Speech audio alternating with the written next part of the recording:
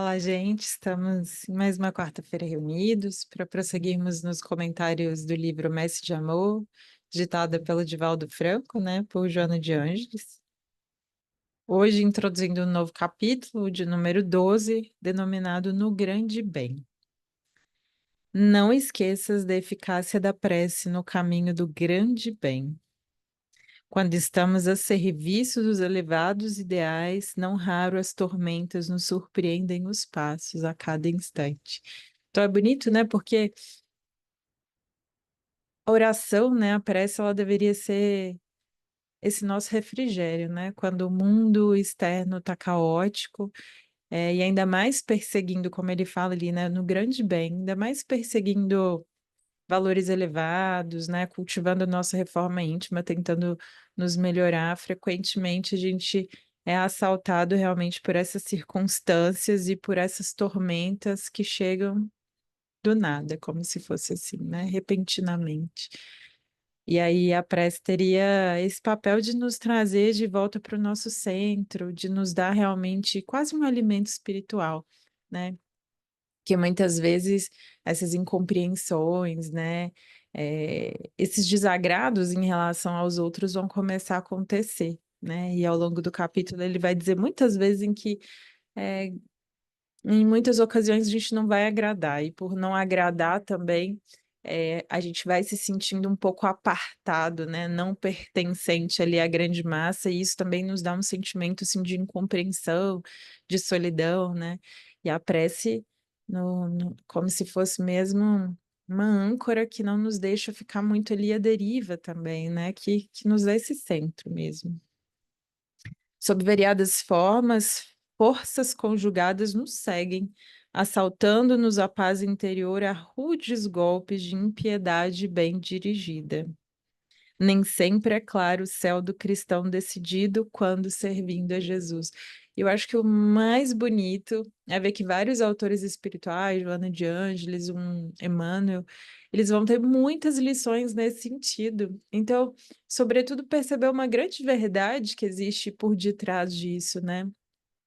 Para subir, para fazer esse caminho ascensional, para que a gente possa ir para um degrau acima, que a gente esteja consciente de que haverá resistência das mais diversas formas, né, sob as mais diversas capinhas, né? Elas vão se mostrar no nosso dia a dia. Mas essa resistência, ela vai acontecer e, sobretudo, que a gente saiba manter esse centro bem firmado, né? Por enquanto, a Terra não pode compreender, nem os amigos sabem ajudar. A gente percebe muito isso, né? Às vezes em mudando os nossos valores, os nossos comportamentos, sobretudo a nossa vivência, os locais que a gente frequenta, que a gente faz ou deixa de fazer, a gente vai começando mesmo a ter um caminho mais solitário, né? E muitas vezes os nossos amigos, a nossa família, naturalmente não vão entender essa mudança, muitas vezes brusca, né? De caminhos, de valores, né? De interesses. Então, começamos quase a ficar meio apartados mesmo, e essa sensação de não pertencimento também muitas vezes assola ali a nossa alma de um modo mais doído, né? Aqueles que cooperam com real disposição, mas enxergam tudo pelo ângulo errado, entre o pessimismo prejudicial e a ansiedade improdutiva. Então, há quem queira também nos ajudar muito, assim, de uma forma genuína mesmo, mas que vê tudo sob as lentes deturpadas também, né? Ali entre um pessimismo e uma ansiedade, né? Uma busca do que vai acontecer ali no futuro que também não ajuda. Ou tá preso demais num presente muito pessimista, ou ali realmente imaginando cenários muito difíceis ou muito ruins ali no passado com essa ansiedade que não produz e nem nos faz sair do lugar, né? Nem nos faz evoluir. Se o companheiro permanece no serviço, resoluto, e avança confiante, é tomado por autossuficiente e vaidoso, em grande perigo. Isso é uma muito verdade, né? Se passa a ser uma pessoa ali que não depende mais tanto dos conselhos, né, de guias exteriores ali, passa a ser tido como essa pessoa vaidosa, né, autocentrada, que faz o que dá na telha, né? Muitas vezes sem perceber que não. Foi ao longo do tempo ganhando ali um discernimento, né? Foi ao longo do tempo realmente fortalecendo o seu próprio caminho, entendendo qual eram os seus valores, e então fazendo suas próprias escolhas, porque não é que a gente não precise da opinião dos outros, não é? Mas aqui no final das contas somos nós com as nossas consequências, né? A gente que paga o preço das nossas escolhas. Então, muitas vezes é muito fácil para a gente querer que os outros decidam caminhos, nos guiem para este ou aquele lugar, mas no final das contas somos nós os verdadeiros guias da nossa estrada, né? E temos que encontrar esse Cristo interior, esse Deus em nós que também há de nos guiar. Então, se é mais independente, né? É tido como autossuficiente, vaidoso e, portanto, está em grande perigo. Se acolhe a opinião de quantos o cercam, é identificado como sem definição e covarde. Então, a gente vai percebendo que nessa tentativa, muitas vezes, de agradar o outro, né, o mundo, a gente muitas vezes pode se perder. Então, também, né, se é uma pessoa que ouve, né, as ponderações, as colocações do outro, se leva isso em consideração na tomada de decisões, da mesma forma, muitas vezes é tido como volúvel, sem opinião, que vai para onde todo mundo quer, né, gostaria covarde, né? Então, a você ver, se a gente é independente demais, é tido como vaidoso, autocentrado, como se não escutasse ninguém. Se na verdade se propõe a escutar, né? Se propõe a ponderar, a perceber ali as outras interpretações e levar em consideração, é covarde, não quer desagradar. Então, é... E Emmanuel tem uma mensagem muito bela, que é o problema de agradar, né? E ele vai falando isso. No final das contas, é, muitas vezes tentando agradar e conjugar esses interesses, né? E tudo isso que está ao nosso redor, nos chamando para um ou outro lado, é a gente que se perde, né? E no final das contas, a nossa encarnação, que apesar de convivermos e serem essas as nossas grandes provas e as formas de evoluir na convivência, né? No trato com o outro, também é verdade que o nosso caminho ele é solitário, né? Viemos sozinhos, voltaremos a sós, porque nosso caminho de evolução ele é individual, né? Se resolve os problemas à medida que estes surgem, sem consultar os companheiros de labor, é tido como prepotente, exagerado. Ó, só faz as coisas do jeito que quer. Tomou ali a iniciativa, né, a resolução sem escutar ninguém, né? E um ou outro tá sempre ruim. Tem sempre alguém comentando que deveria ser feito diferente, de uma forma melhor, né? Se oferece de coração até o sacrifício em favor dos outros, é observado como fanático e louco. E quão é verdade, né? Principalmente nos dias atuais, em que é muito raro mesmo alguém que siga assim os seus próprios valores, aquilo que idealizou como ser humano, imortal, né? Está ali dando a sua batalha, servindo aos outros, é tido como louco, né? Como fanático. Meu Deus, passa tanto tempo fazendo isso, gasta tanto tempo podendo aproveitar a vida de outras formas, está ali servindo, cumprindo os seus deveres, né? Tá perdendo tempo. Então a gente escuta também muito essas coisas. E, na verdade, está ali se oferecendo de coração, mas muitas vezes é mal interpretado, né? Se encontra na precaução. O antídoto contra o insucesso é reconhecido como homem sem fé. Então, olha que interessante também, né? Muitas vezes, se é alguém precavido, alguém mais prudente, é tido, nossa, sem fé. Não tem fé nenhuma, não acredita em milagre, não acredita em Deus, não está desprovido dessa fé, né? Se oferece ao agressor a outra face, é analisado como pobre de caráter. E essa é uma das grandes verdades, né? Você vai conversar ali com os jovens, você vai conversar até com os adultos, e o fato de você se propor a perdoar, né? Ou então de não revidar é tido como covarde, como fraco, né? Como alguém que, na verdade, está sendo levado pela vida como muito pelo contrário, né? O fato da gente perdoar, o fato da gente não revidar, é um esforço muito grande que é feito, é realmente necessário um autocontrole, né? E uma perspectiva muito maior de vida, porque é muito simples a gente ceder aos nossos instintos, ser agressivo e ser violento, reagir às circunstâncias, isso é muito fácil, a gente já faz isso, um animal faz isso, nós também, né, se formos ali pelos nossos instintos, também o faremos. Então, pelo contrário, não revidar ou perdoar uma ofensa é a coisa mais digna que tem, né, de um ser humano forte, que conhece o seu valor, que sabe o que é de verdade a vida, né? Se evita que o atentado se repita, é apontado como falso cristão. Então, muitas vezes, se também intervém, ou seja, se verifica que ali é o momento de fazer uma intervenção pontual para que aquela ferida, para que aquela situação não se alastre, né? É tido como falso cristão. Não, na verdade, deveria perdoar, deveria ceder, né? Então, se é um pouco ali mais isso é um pouco mais pontual mesmo, na cessação ali do dano, muitas vezes é tido como um falso cristão. Não, deveria perdoar, deveria deixar, deveria seguir. Então, interessante, né?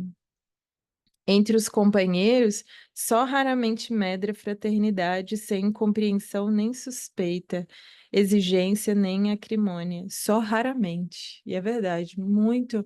Somos assim, um grupamento mesmo de espíritos imperfeitos, né? Alguns já melhorados em um lado, mas não tão em outros, né? Alguns já mais ali conscientes em determinada parcela da vida, mas não conscientes em outro. Então, muito raramente é que a gente vai ver mesmo esses julgamentos. É interessante, né? Porque a lição mostra os julgamentos que fazem em relação a nós, né? Os julgamentos que os outros fazem em relação a nós. Mas essa ponderação também é importante, porque muitas vezes somos nós que julgamos o outro. Raramente o compreendemos, né? Raramente não suspeitamos das suas intenções ou da sua boa vontade.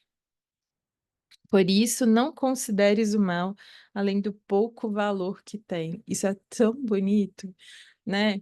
E que a gente realmente viva o que esse parágrafo está dizendo, ou seja, não é que não exista o mal, mas o mal é temporário, de pouco valor. Que a gente perceba que esse bem há sempre de prevalecer, se não for agora, nessas circunstâncias, o tempo há de provar o valor das coisas, né?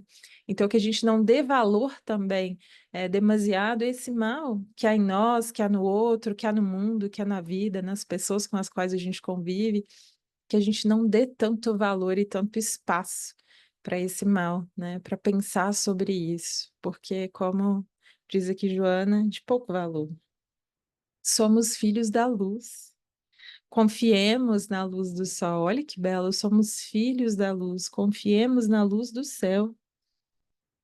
Nuvens de maledicência ensombram o trabalho, avança ao encontro do sol da verdade. Então, hoje, aqueles que não te entendem, que deturpam aquilo que você diz, que suspeitam das suas atitudes, da sua boa vontade, segue, avança, né?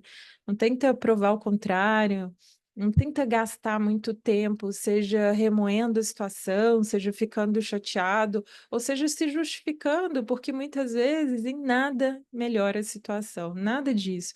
Nem a sua postura pessimista, nem a sua postura de tentar muitas vezes mostrar que não é essa a sua intenção, né? Segue, avança, né? Se a gente for parar para pensar o tanto de incompreensões que vivia uma figura como Chico, por exemplo, né? Chico Xavier, e na maior parte das vezes, qual era realmente a postura dele? Ok, eu sofro um pouquinho ali, me permite sofrer um pouquinho, mas eu sigo. Não dou ao mal o valor que não tem, que é de pouco valor, como diz Joana. Pragas em formas de intriga atacam a plantação de fé, uso inseticida da coragem e marcha para a verdade. Muitas vezes seremos mal interpretados, a maledicência muitas vezes há de encontrar o nosso caminho, as intrigas, né? As suposições, as más interpretações. Avança, avança no serviço, marcha para a verdade. Suspeitas e mentiras cercam o campo onde operas, aumenta a confiança no tempo e continua para a verdade. E, na verdade, é isso, né? O tempo, ele faz essa prova, do valor e da verdade das coisas, né? Então, muitas das vezes, realmente muito pouco é necessária a nossa interferência nas situações, que a gente siga, não perca tempo em lamentações mesmo, ou em tentativas de nos justificar, né? A vida confia no tempo e segue adiante. Porque senão, né? A gente paralisa a nossa marcha, se envolve ali muito mais num lamaçal que depois, envolvidos ali, a gente também não consegue sair, né? E paralisa a nossa marcha sobre tudo isso, porque a gente está sempre tendo que avançar, seguir em frente, marchar para a verdade, né, para a melhoria de nós mesmos. E se a gente for gastar tempo nisso, a gente se paralisa e muitas vezes desanima. E já vi muitos companheiros não só desanimarem, como desertarem de um serviço por conta de uma intriga, de um julgamento, de uma má compreensão, né? É, então, que a gente não faça isso, não paralise a nossa estrada. Afinal de contas, a gente faz o que faz para a nossa própria evolução individual, né? A questão não são os outros, somos nós e Deus. E essa também é uma grande verdade que se diz assim de muitas formas. No final das contas, é entre eu e Deus, né? Os julgamentos são as intenções, tudo vai ser visto por esse algo maior, né? Por essa espiritualidade maior e não pelos homens que têm às vezes uma visão muito curta, deturpada, que veem as coisas muito pela visão que têm, mas não pela realidade, né? Dores de variada espécie te aflige, continua no serviço e segue para a verdade. A gente vê muito isso, né? Enquanto a vida está ali um pouco bem, a pessoa está caminhando, mas conforme a vida vai ficando difícil, as dores vão se intensificando. Muitas vezes ela se sente injustiçada pela vida e também deserta do serviço, mas não, tá doendo? Continua com a dor mesmo, né? A vida tá mais tranquila? Continua também servindo, né? Então, independente de como esteja ali a circunstância exterior, seja uma felicidade, um momento muito bom, né? Que a gente sabe desfrutar, mas se mantém em serviço. Se a vida tá muito difícil, que a gente não paralise essas nossas esperanças, nem as nossas mãos, sirvamos também, que tudo é de passar, como diria Chico, tudo passa, né? A obra do grande bem em favor de todos exige pesado tributo. É verdade, é um valor pesado, né? É como se diz, aquilo que muito vale, né? Aquilo que muito vale, muito esforço é necessário, né? Para tudo. E muitas vezes a gente vive em uma sociedade que prega isso, a felicidade, aquilo que é bom, é prazeroso, é imediato, a gente consegue na hora. E não, né? Como eu diria aquela máxima, no difícil está a verdade, então é sim exigido um grande tributo. Se para a gente ter na vida material algo bom que vá perdurar, né? Se a gente precisa já de grandes esforços, renúncias, imagine em algo mais transcendente, né? Em uma vivência realmente mais atemporal. Muito grandes esforços, né? Não negues à tua plantação o concurso do próprio suor. Então, esforço, né? Empregando esforço. Não regateis as débeis plantas do teu solo, o orvalho das tuas lágrimas. E é, assim, muito verdadeiro, né? Que a nossa vida, ela tem essas regas, né? Seja das nossas lágrimas ali, porque a vida está envolta em dores. Para a gente subir novos patamares, em geral, a vida exige ali um contributo de dor, né? Que é, estou em um limite. E para ultrapassar esse limite, de algum modo, muitas vezes eu necessito da dor para que eu suba para esse outro degrau, para esse patamar, né? E se não é por meio da dor, é por meio do suor, que significa o que é esforço. Então, olha que belo, né? Não negue a tua plantação, o concurso do teu próprio suor. Esforça, se esforça, segue, avança. Não regateis as débeis plantas do teu solo, o orvalho das tuas lágrimas. Se for preciso a dor, e como a gente bem diz aqui, a dor bem vivida é aquela que a gente extrai o aprendizado, aquele que a gente sofre. Então, sim, muitas vezes a dor vai ser essa nossa companheira, né? Recordo o Divino Mestre, postulante da incansável verdade eterna, crucificado pela intriga habilidosa, mas vivo e imortal. Mais vivo e imortal. Depois das sombras do sepulcro, voltando aos acusadores para estender-lhes a glória da boa nova em triunfo. Então, esse último parágrafo, né, mostrando que na verdade, o caminho um pouco é isso, né? É, entender que nesse caminho a gente vai ter resistência, que sempre que a gente se propuser a ir para outro patamar evolutivo, a gente vai encontrar resistências interiores, né, que vão precisar de esforços mesmo e muitas vezes de um cadinho de dor. E encontraremos também resistências exteriores com as pessoas com as quais a gente convive, que muitas vezes não vai entender nosso caminho, que vai nos julgar como loucos, né? E uma série de outras coisas, e da própria vida mesmo, das provas que vão acontecendo, que a gente vai ter que passar a fim de realmente subir, né? E é belíssima essa imagem de Jesus que volta crucificado, né? Mas como diz ele, vivo e imortal, que no final das contas há esse prosseguimento da vida, né? Sob esse paradigma da reencarnação, e mais do que isso, volta tantas vezes quanto necessárias para dar o testemunho e dar o exemplo, né, pela própria vivência da vida, sobretudo, né, pelos próprios atos ali, não só palavras, mas pela própria vivência, volta a todos aqueles que inclusive o caluniaram, o difamaram, para que estenda novamente a boa nova. E muitas vezes é isso. A gente vai continuar ali no convívio com essas pessoas que muitas vezes nos feriram, é, acreditavam que as nossas intenções eram ruins, para continuar dando exemplo de superação, de melhora, né, de perdão. E esse, na verdade, é o caminho. Então, que sobretudo a gente possa se sentir mesmo é, acionado dentro de nós, conclamados por meio desse suor, né, desses esforços, por meio de um cadinho de dor, que a gente dê a nossa batalha ali interior todos os dias, para que por fora a gente possa realmente estar crescendo, estar evoluindo, possa estar superando patamares que em outros momentos a gente não conseguiu. Afinal de contas, é chegada a hora. Se não for hoje, haverá de ser um dia, e por que ser outro dia? Se hoje a gente pode fazer tudo isso, não é? Então, obrigada pela escuta carinhosa. E que a gente não desanime, não perca a fé, né? Que a gente prossiga diante da calúnia, das incompreensões, dos maus julgamentos, né? Que a gente prossiga, siga para o alvo, porque o tempo é de provar realmente o valor das coisas, é, e a verdade, haverá de provar, né? O que que é a verdade no final das contas. Então, gente, muito obrigada pela escuta de hoje. Uma boa semana para todos nós.